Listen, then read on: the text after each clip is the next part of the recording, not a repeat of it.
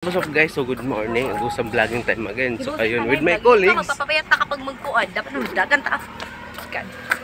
Wow! Padulumi kami sa Binagsor. So ayun, mga laagan. Pasensya na, wala pa na ikaon. Pina-yulo.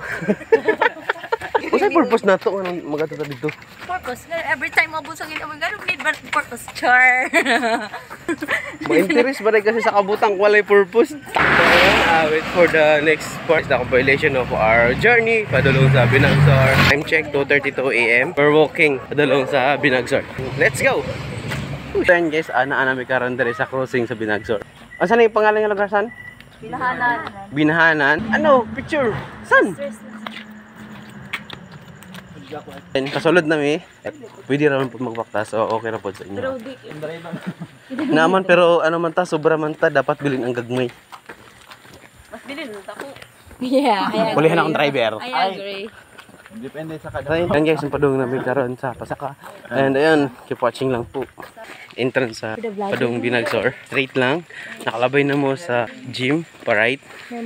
Straight lang pod. May makita na pa left. Pa right na pod mo. Kung may makita na ano cruising. Pa left na dahil. Muna to siya ang final destination. Huy! Pag nakakita na mag dead end na semento. So additional ang dead end na semento. So pa right mo and pag straight ninyo na pa left.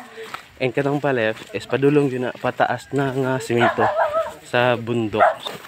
Ano to ibutang ato ang sakyanan? Tara. Pag pababa ninyo, ayun, baba na siya.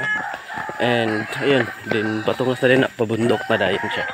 Pag pasaka na gali mo, so ayun yung street ang pasaka no. Zigzag gid mo. So time check 3:12. Gikan sa pagbaktas na mo, gikan sa boarding house, hago siya pasaka. Pagbalik ninyo is dali ra. Mga kauban ako dati last video pag ani dere. Wala sila karon dere. Ako lang. So mga yutan na ako mga kauban. Water. Nasa bag. Here, papa talaga. Here's the water. I got it. Tubig yun lagi diri. Diri nagdaratag. Nagdalawang tripod. So, wait lang. So ayun. Second round of patungas. Ispatis. Yes, pasaka nami. Turnover vlog dahil eh. Yeah. Thank you. Go, kaya na ito dito labusin. Ano sila tunga-tunga kita na pa dali. Ayun guys, level 3. So part 3 sa mong munat. Suko na siya ng isa. Dili, ang ano? Hindi nga sa kabaga. Pusing. Wala na. So yun, ika level 4 na ng mga patungas na sad. So time check, 3:24. Ang level 4 na tungason. Makayaran ng bupag straight. Itong horizontal na pagsaka, strategy to ni Ross Nunes. So minsan, shout out. Isa to siya nakadiscover nga kawan ako dati. Hindi kayo makapoy mahago sa pagsaka. So ayun, relax na tanin nyo. Magbubon ha?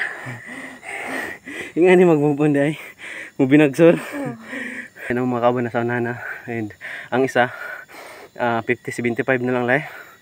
So need oxygen. Nagpahil pa siya. Sa inhale. Ayaw siya tungason ang hangin ba? Ana? Tara. So yan, pasaka to level 5. Ang iba ng mga colleagues guys, mga strong immune sila itong mga RO. So shout out sa mga RO nga likon ug lawas. Level 5 na. Pasaka namin sa level 5 guys. So nag-una na mga colleagues. Ang isa ito mo di makita. So time check 3:32. So 5 minutes break. So in case namin sa level 5. Nabago ang dalan. Actually na gate. Tara makita ang gate. Sa una makagi pa mi gate. Karon dili na. And sa level 6 guys, sa top na magud mi. And ano tong spot. Sa una nato diri kuan kanang kini nga lobby siguro. Nay kanggahan sa ano ba kanang magkupras. Taga-taga ko ang nagkuan. Sila ducks.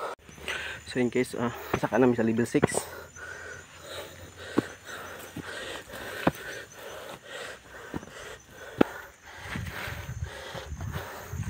Nakadala ka, pang lingkuran na mo. So, crucial part sa pagpasaka sa Binagsor. So, level 6 tama na yung pagsaka sa mga bundok-bundok. Batot 8, mabos sa babaw. Okay. So, bagnot ang dalan, no? Masayos ko mag-jogging pants po ka.